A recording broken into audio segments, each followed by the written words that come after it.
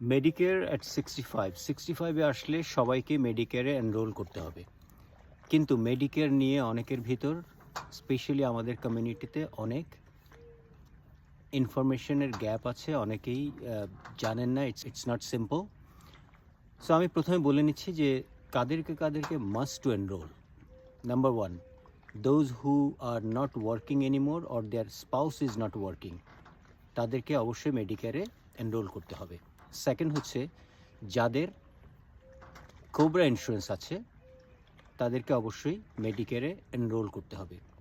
Third হচ্ছে retired military personal, যাদের try care health insurance আছে তাদেরকে অবশ্যই মেডিকেয়ারে এনরোল করতে হবে।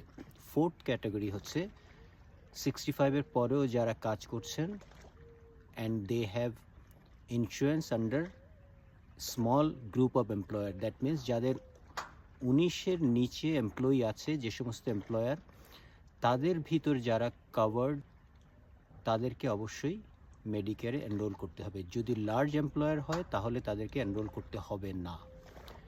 ফাইনালি লাস্ট হচ্ছে যারা নাকি এসিএতে আছেন, affordable care act, former Obama care, তাদেরকে অবশ্যই মেডিকেয়ারে এনরোল করতে হবে। এখন আসছে মেডিকেয়ার এনরোলমেন্টের টাইমিংটা কি। এটাকে বলে আইইপি, ইনিশিয়াল এনরোলমেন্ট পিরিয়ড। প্রত্যেকের জন্য আলাদা আলাদা আইইপি, বছরের যে কোনো সময় এটা হতে পারে। It depends on your birth month, অর্থাৎ 65 আসলে আপনার মান্থটা যে মাসে পড়বে।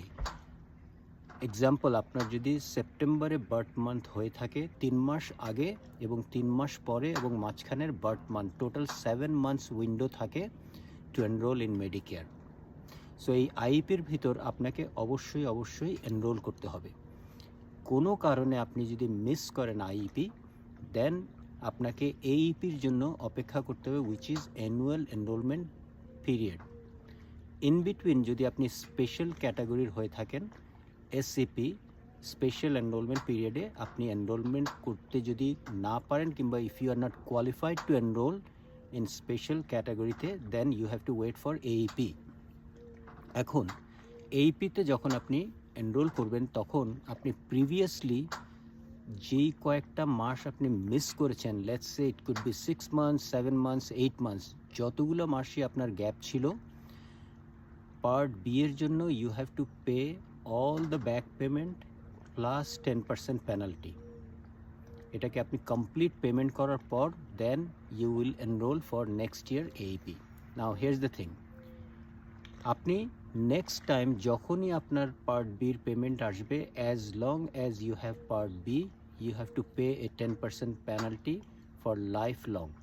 এবং এই পেনাল্টিটা শুধু পার্ট বির জন্য না, পার্ট ডির ক্ষেত্রেও প্রযোজ্য। পার্ট ডি এর ক্ষেত্রে 1% পেনাল্টি। সো এটা অবশ্যই ইম্পর্টেন্ট, আপনারা টাইম মেনটেন করে ডেফিনেটলি বার্থ মান্থ আসার আগেই আমি এনকারেজ করব to enroll in Medicare. Part এর জন্য প্রিটিমাচ সবারই পেমেন্ট করা আছে through their work history.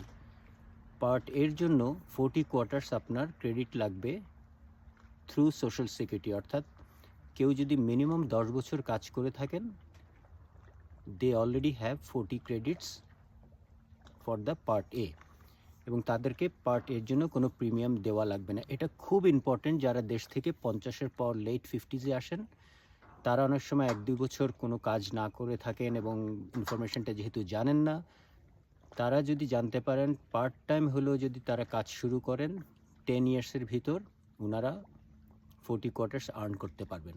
So 1 বছর কাজ করলে 4 কোয়ার্টার আর্ন হয়। সো এটা খুব ইম্পর্টেন্ট। এটা আপনার পরিচিত যদি কেউ থাকেন, সামনে রেসিপিয়েন্ট হবেন, কিংবা নতুন দেশ থেকে এসে থাকেন 50-এর পর, তাদেরকে ইনফরমেশনটা দিয়ে দেবেন।